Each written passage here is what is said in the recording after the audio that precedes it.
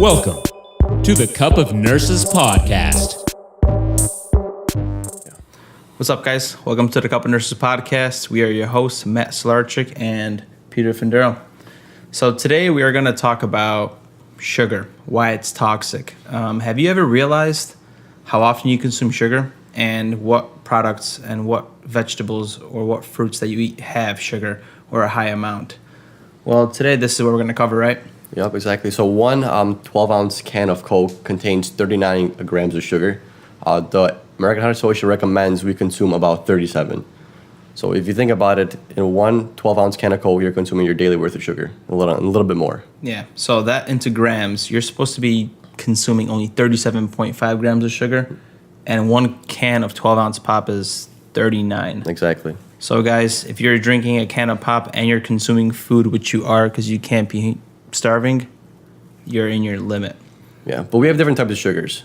There's a sucrose, glucose, and fructose. Sucrose, that's like your table sugar. That gets broken down in your digestive system to fructose and glucose. So it's 50% fructose, 50% glucose, and that's what we use for our energy. So that's our table sugar, right? Exactly. And I think it's from corn, cane sugar, and beets and all that. So that's what the manufacturers are producing to get your nice little white sugar in your kitchen. Yep. And the other one, we have glucose, which is also from that. And what's cool about glucose is that form of sugar could be directly injected into our bloodstream and our muscles. So it could be used directly for energy compared to the other sugar, which is fructose. It has to be broken down in the liver. That's the only difference between those two sugars. Glucose, you get that from any kind of carb you eat. That gets usually broken down to glucose. Like when you eat your fruits, you eat breads, that get turned into glucose. And that is regulated by insulin. So if you have glucose in your body, you're going to have a rise in insulin. Fructose, like Matt said, it's broken down in the liver, and it does not have any impact really on your insulin because it just gets broken down. It doesn't get consumed like glucose does. Mm-hmm. And our body actually uses glucose before it even touches fructose. So before you tap into any of the fructose you consume, you got to tap into the glucose because it's your body's main source of energy. Yeah, glucose is a lot easier for our body to break down and use compared to fructose. Yeah. But they are both sugars and they're both sweet. Yeah, and a lot of people know that there's sugar in fruits, but we are not realizing what the difference is. So when you have the regular sucrose, fructose, and glucose you're consuming in our modern diet, it is all manufactured and broken down. Like if you're eating an actual apple, you got the fiber, you got the nutrients, the antioxidants, all this stuff that can't get just broken down right away, so your sugar shoots up. You have to wait till it gets broken down in intestines, the fiber gets broken down with enzymes, and then you have a cleaner source of energy, and it doesn't fluctuate your insulin level so much, so you're not kind of jumping around like a wave throughout the day, being hungry, being full, being hungry, being full. So yeah, fructose gets a lot of bad news attention.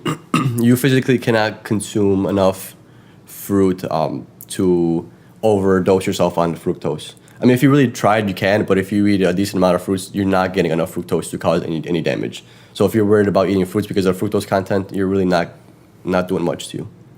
Yeah. And until the last few decades, we started consuming so much fructose. It hasn't been a thing. Even high fructose corn syrup, we have never consumed it before. It's only modern day that we artificially produce this cheap sugar. Yeah, just to piggyback on that, the reason we have high fructose corn syrup is because I guess some point in the past there was like a sugar cane shortage or something. You had low amounts of sugar or sucrose, so they had to figure out what to do because sugar was so pricey and sugar cane was so pricey that people turned to corn because it's really cheap and very available. So they decided to make corn into some kind of a sweetener or sugar, and now we call it high fructose corn syrup. And I just realized that that gas is made in ethanol as well, and I think corn is used in our fuel system right now, right? Yeah. Which is crazy. But because of this, our body has not evolved to handle so much fructose. And we're realizing that this is a huge issue, especially with the pandemic that's going on with obesity in America. And researchers are saying that it's linked directly to obesity. Like there's a lot of research that's saying that we are consuming fructose, which is leading to a cascade of things that we'll talk about, like diabetes, obesity in America, right? Childhood obesity, which is a new thing that we've never realized. and that's causing this whole metabolic cascade syndrome, which is like what, 5 different issues in our body. Yeah, there's like about 5 of them. But the thing is that this directly affects our blood, and this stuff's in our bloodstream, so it's hitting every organ. So it's not only affecting like your brain or your pancreas; it's affecting literally everything: your heart, your liver, all those organs, kidneys, all that. Because it's basically it's in your blood. You know, it gets produced or it gets broken down in the liver, and it gets for glucose, it gets assisted with insulin. But this is all in your bloodstream. You know, it's not like cancer where it starts in one organ and only affects that organ. This is going through your whole body. So it's like a complete integrated system between your cells and all these like mitochondria to boom your organs and then boom to your outside body. So all this stuff is this. It's like the highway. We're talking about the highway. Like imagine if the highway's always full. Like how is this city supposed to function?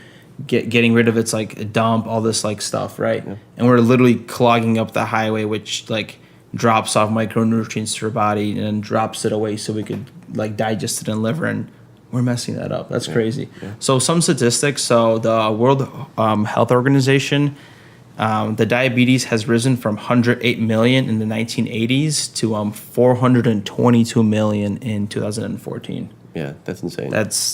So we're trying to connect the dots that, hey, what's going on? And it's interesting what happened in between those dates, right? We'll touch upon that. But let's keep going with the statistics. Yeah, and you know how we said that diabetes, obesity, and all those diseases are all linked together. So Matt mentioned that the diabetes prevalence went up these past years, and that also includes obesity. So our obesity has gone up threefold. So in 1950s, it was about 10% of society or U.S. citizens were considered obese. And now in 2012, it's now 35. Yeah, so we literally tripled in the last 6 decades. Yeah. And what is considered obesity? So they're using BMI. So a BMI of 30 and greater is considered obese. So if you go on a calculator online and you type in your height and your weight, it'll give you a BMI. People that are muscular might be skewed a little bit for the average person. It'll give you a pretty good, accurate result if you're overweight, if you're normal weight. Yeah, so a good reference is if you're at a BMI at about 30, maybe a little bit lower, you should definitely see a doctor. You know, like Matt said, if you're more muscular, it only takes consideration to height and weight, right? The BMI. Yeah. So it could be a little bit skewed. Obviously, if you're a more muscular guy and you're short, your BMI is going to be a little bit higher. But it's safe to say if your BMI is in the 30s, you should definitely see a doctor. You should start doing some kind of lifestyle modifications. Exactly. Another source. So 2013 to 2014, the National Health Nutrition Examination Survey, which was comprised of millions of people, they're saying more than 1 in 3 adults, American adults, which is 37.7%, are considered to be obese, to have obesity. That's crazy. 1 in 3 people, and it's crazy when we talked about high blood pressure. That's 1 in 3 as well, and they're both connected, guys. Sugar, hypertension, obesity. It's all this nice giant gift that Americans are getting. And obesity, according to the survey as well, is actually higher in women than in men. Women being 40% and women being 35%. And then one more survey, this is more of a global level, right? Women's 40% and men is 35%. Correction, yes. So women are greater chance of obesity in America. Then we have the OECD, which is just an organization of different economic countries. So it's comprised of 36 countries. Not China, not Russia, and they're not letting us get statistics. But anyway, they are projecting obesity in 2030 United States is going to be estimated at more than 47%. So in the next 11 years, 50% of Americans are going to be obese. That's an insane stat. Half of us are going to be obese. How can we be so overweight? So, Matt, if we go to these government standards, one of us is going to be obese by 2030. Not me. No, I'll pass. And a little backstory behind this, how our political government system kind of causes pandemic. So in 1982, the American Heart Association and a few other associations, including the Department of Agriculture, decided to reduce our fat consumption from 40 to 30%.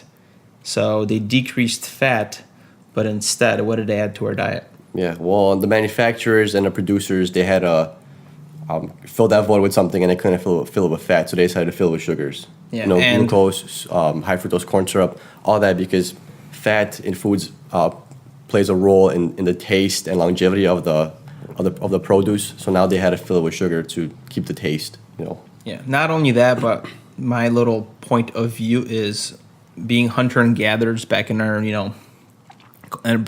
because of our ancestors, fat was like a prize. You couldn't get fat in like the wild and the forest and all that. So when you got fat from like an animal, which is what you hunted, it satisfied you so much. So maybe over evolution, all these like thousands and millions of years, our body naturally got adapted to fat. Fat was satisfaction for us. When we reduced it, we kind of lost that taste in food. And yeah, just like you said, we put some sugar in there, sugar coated it, tastes a lot better, and here we go. Right back at us. This is 1982.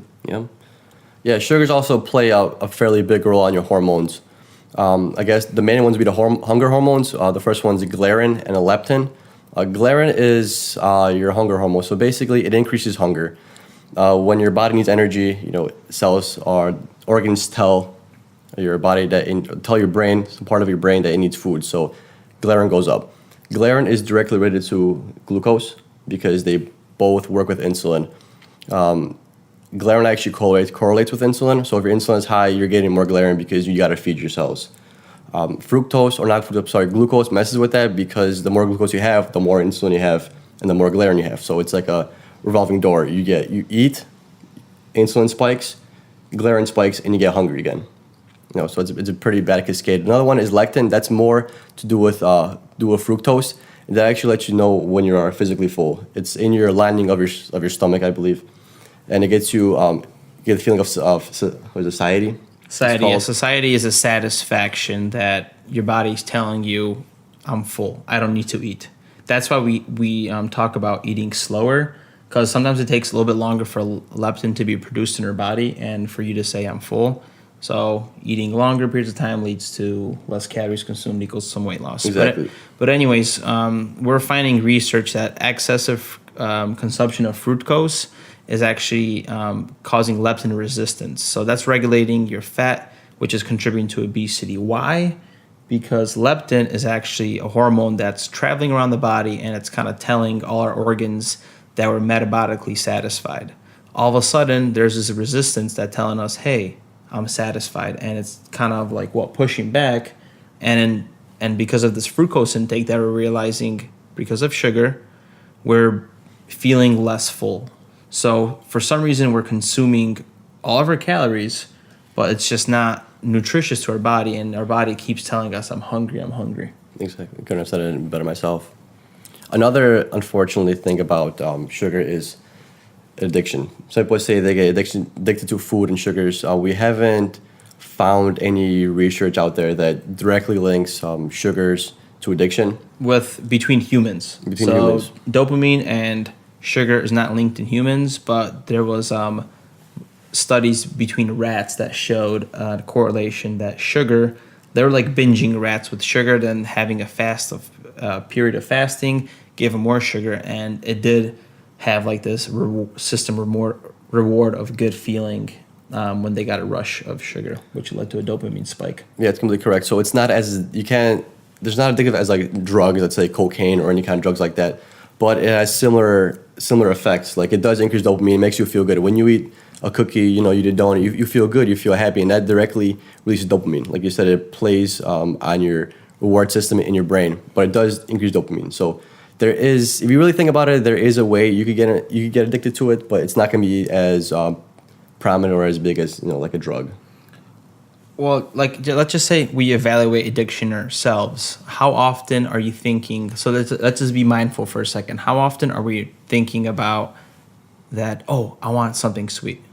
A good thing would be maybe to journal it or use your Apple Notes. Start realizing how often your mind is telling you, I want something sweet. And I noticed that when I was on my little 40-day, Lent fast, whatever, or fasting away from sugar, I didn't realize how often I loved to consume sugar. And now that I consume sugar again, I've realized how often I do it. So it's bad. So I don't think I'm addicted to sugar. I just have a good taste for it. My mind likes to tell me, consume some sugar, have some Oreos, have some Michoacana, which is this awesome Mexican ice cream place. And it's like, yeah, I think there is some kind of addiction, but it's not like right in front of your face, like smoking, because smoking is like an action. and someone can tell you, hey, you're doing that bad. It's causing some bad side effects. This, we're kind of doing it subconsciously. And it's like hidden in plain sight because it's literally in every single product in their kitchen. Yeah, but if you really think about it and you really break it down, when you see addiction, there's the mental aspect and there's the physical aspect. Yeah. Like Matt said, if you journal it, every time you think about something sweet, write it down, and you're going to be able to see how much time you think about something sweet. And then write down how much times you give up or you give in to that want. And that's the mental aspect. Because the physical aspect, if you think about it, the more times you give into that sugary, the sweet candy or whatever, you're going to gain weight. So that's the physical portion. And if you eat more sweets, if you're writing stuff down and you're giving in to those wants and you see a increase in weight, you obviously, there's some kind of addiction. Yeah. Because mentally you're getting addicted to it, and physically you're addicted to it because you're gaining weight. Yeah. Do you feel like you have a addiction to sugar? What is your actual self-evaluation of yourself? Personally, no. I like salt more than sugar. I'd say sweet, I can only eat a little bit because I just my mouth gets kind of numb. I'm not too big a fan of it. I am guilty of eating Oreos every so often and something good like that, but I'm more of a salty kind of person, so I like my chips. Understand. Yeah. And touching back on bad eating, and we were talking about leptin, how it's that satiety hormone that provides satisfaction and how it regulates your metabolism. I wanted to talk about crash dieting really quick because a lot of people like to do the fad of let's do things quick. So they go on a diet really quick. They never modify their lifestyle. They're happy with what they do. So they go on this quick diet and they stop eating less. They start getting hungry. And when hunger increases, leptin decreases. So leptin is kind of going around your bloodstream and telling your body that, guys, burn less calories, slow your metabolism down. We don't have enough energy in this body to sustain this. So what happens is your organs are still working, but it's decreasing the calories in the body. And what do you know? The 1,500 calories you were eating was causing you to lose 5 pounds a week. Now it's not working and you're only losing 2 pounds a week, and you're like, damn it. And what does a regular person do? They give up, they get upset with the results, and they either eat less and the hormone keeps going down, or they give up.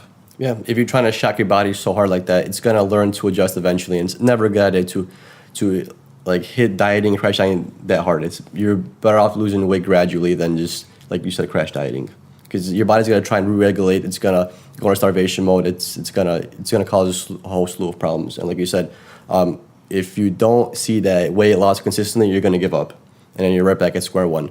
You crash diet for a month versus having a slow, calm diet for 6 months. That 6 months is going to do you a lot more than that 1 month diet. You probably should be losing just a pound a week, so 3,500 calories to be honest. Yeah, if that. And that's a very healthy approach, and you're giving your body time to adjust, and that's going to create healthy weight loss.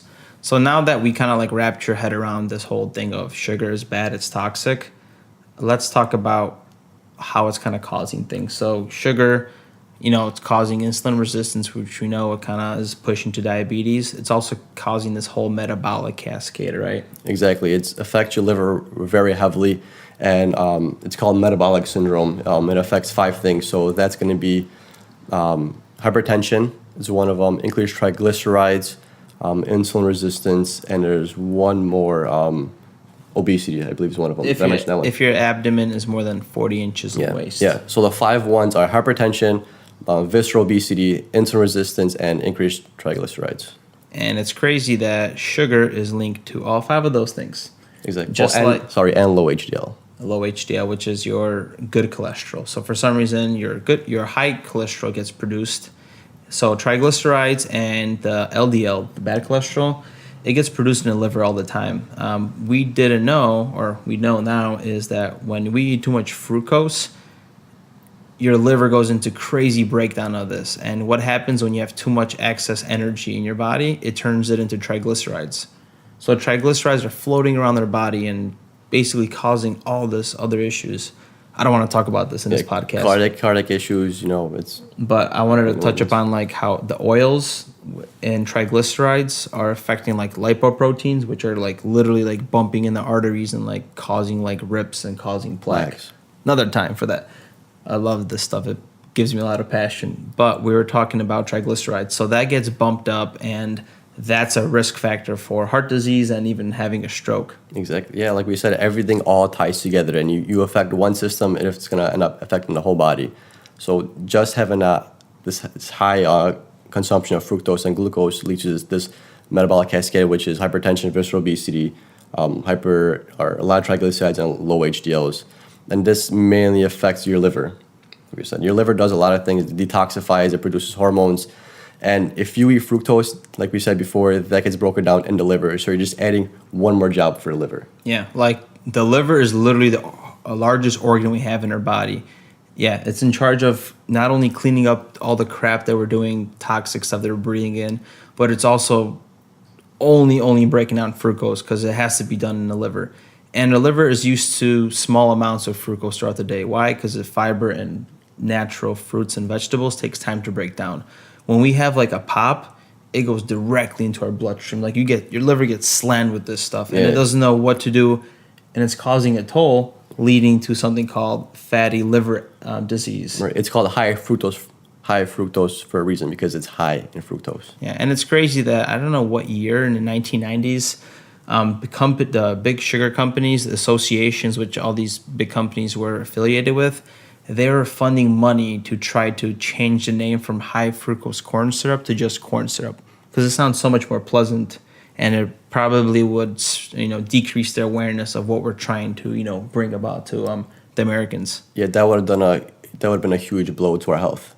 Just seeing corn syrup on there instead of high fructose corn syrup, because you wouldn't really look up corn syrup. People are like, "Oh, corn syrup, just corn syrup." But if you say high fructose corn syrup, it's like, what does fructose mean, and why is it high in corn syrup? So it makes you think more. So if small labels, easy to read labels, it doesn't make you think. You're just like, oh, it's corn syrup. And that's what I literally do. Like when I go shopping, I flip literally everything to see what has it. Like barbecue sauce, I have a hard time purchasing because literally everything has corn syrup. Ketchup, hard as well. I gotta look for organic. Even though those two things aren't the healthiest, I kind of like it just for flavor sometimes. So yeah. And we were trying to actually find out what is an appropriate consumption of sugar, and who regulates that consumption. And we ran into like this little hole, because the FDA isn't able to give us a direct answer of how much sugar we should consume. The stat we gave you about the 37 grams, that was from the American Heart Association.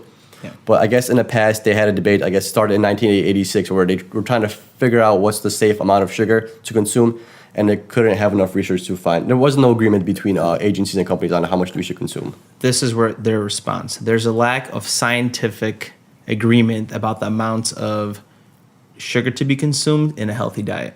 So they didn't say that sugar is good or bad. They just said that we don't know how much you should be consuming. So they kind of like went around the loophole, basically. I'm sure they're getting funded very nicely by the food companies. And that was in 1986. Exactly. And in 2005 they said the same thing. So you're telling me that 20 years of research, you still haven't found any kind of evidence to suggest how much you should consume? Yeah. So the last time that the sugar debate was brought about was in the federal government. So they looked at the question regarding sugar and health in 2005, and they did not show any association. So 14 years later. Well, it's like 1986, 2005. It's like 19 years. Well, 05 to 2019. Do some quick math. Oh, 05 to 2019. 14 years. Oh, 14 years, yeah. Cool. I know my math. So it's been 14 years since the question has been asked about sugar, and our government is not doing anything about it. So, like, the caveat here is you should be in charge of your own health. You should be looking for ways to eat better. You should be aware of this, and you should be aware of this when you go to the grocery stores. Like, you have to read food labels, because our own government is not protecting us from something that's causing a lot of harm. Exactly. Unfortunately, there's lobbyists for these industries and for these companies, and they want to make sales, so they try to push this misinformation. They try to fund both sides. They fund the side that says, no, it's bad for you, and they fund the side that says, no, it's healthy for you. And they play devil's advocate. They play both sides, and they play it very well. And if you put the right amount of money in the right person's pocket, you could basically do whatever you want. And it's kind of crazy. Some good political... It's been 20 years, 1986, 2005, they gave us the same excuse of we're not sure, not enough research. Exactly. And this is if you guys hear police sirens, we are in Oakland, California recording, so this is a pretty high crime rate city. Yeah, we've been okay, though. We've been doing pretty okay as travel nurses. Yeah, something to touch about. Nice apartment, though. It's okay, Parma. We're recording here. So moving forward, food companies and cigarette companies have a lot in common. So the cigarette companies, there's a documentary called The C Word. You still have to watch it. They basically went from cigarettes to buying out these big food companies like Kraft and all this. So in reality, the food that you're eating, like Kraft products, it's owned by a tobacco company. They just have the different name, and they're doing the same stuff. They're using very shitty ingredients to make the most amount of profit, and they're trying to cover up the truth for as long as possible. Just like cigarettes. When did cigarettes started? 1800s? 1800s. So a very good way to look at this is to compare it to how cigarettes were. The timeline of events. So if you think about it, this getting rid of cigarettes or making them unhealthy took almost 100 years. Cigarettes became popular in mid 1900s, or I'm sorry, mid 1800s. Yeah. The statute not until in 1965. So about 100 years later, they started requiring labels on it, like small labels, small print saying that it's harmful to you. And then a couple years later, in 1967, the health. They basically said that we're not getting enough traction. People aren't realizing that these labels are bad. So they made a warning to say on every single cigarette package, warning, smoking is dangerous to your health and may cause death from cancer and other diseases. This was required in the United States. And not until 1981, finally 1981, the Surgeon General came in and said, hey, cigarette smoking is bad for you. You cannot keep smoking. Yeah. So if you think about it, from mid 1800s all the way to 1981, it took the Surgeon General to announce this. That's insane. So they're doing the same thing with sugar, guys, and we have to take direct action to this. Even as like nurses, I don't think nurses are aware of like diabetes, for example. Like a regular nurse is like, yeah, your sugar's too high. You need 4 units of insulin. You put some insulin in, the number naturally goes down, and the range is happy, we're happy, we go home. But like, we're not telling these people how to actually stop what's going on. Right, that goes into a whole other topic where here in Western society, we focus more on treatment. We don't really do too much prevention. You come to the hospital when you're sick, you leave when you're better, and then you repeat the process, and you're back in the hospital, and you leave. And no one really teaches you prevention. There's no like prevention clinics. You go to your doctor to do your physical, he tells you a few things, and you don't see him for the next year. And that's crazy. If we taught more prevention and how to prevent diabetes, prevent obesity, we'd definitely be in a lot better shape than we currently are. Yeah, it's like my dad got prescribed, for example, like a prescription pill for blood pressure, Carvedilol, and it was a specific dose. So the first time he went to the doctor's office, his blood pressure was in the 80s, so they decreased the dose. He did a lot of lifestyle modifications since then, including cutting down drinking and stopping cigarette smoking, and his blood pressure has been so great. So the last time we were in a cardiologist, I'm like, well, maybe he should get off the medication. He said no, he should stay on it. Like, the doctors are not even having faith in their own patients to realize that, hey, I'm eating better now, take me off the pill, let's see how I do, and let's come back in 3 months or maybe earlier and see what my blood pressure is. Right. They're not giving people a chance. Like, as soon as you're on a pill, it's like forever, as if it's like this is the way of life. Like, you have to be on a pill at a specific age, and it's only your health is declining, you have to get more pills. Like, that's not reality. It's not. Just like with a lot of things, you got to learn to just do things yourself. You have the internet available to you. You have all this information around you. There's no reason you should be making bad choices.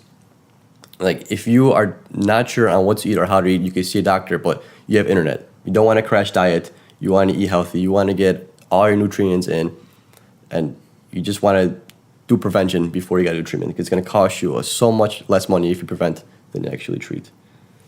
Wise words by my friend Peter here. Yeah. So, guys, this was the awesome podcast episode about sugar, why it's toxic. You guys should subscribe if you haven't already. Whoever listened to this far, awesome, thumbs up. Can you guys please subscribe, rate our channel, shoot us an email or a comment and let us know what you guys want us to talk about. We love to help nurses and anything in this niche of health prevention and wellness. Yeah, exactly. If you have a topic in mind that's interesting to you, that you think might help others, just shoot us an email, comment, and we'll look into it and check it out. So the takeaway question is, how much sugar do you consume? And do you think it's too much? And if it's too much, more than 37.5 grams, you should take a look at your diet. Exactly. Have a great day from Oakland. Take care, guys.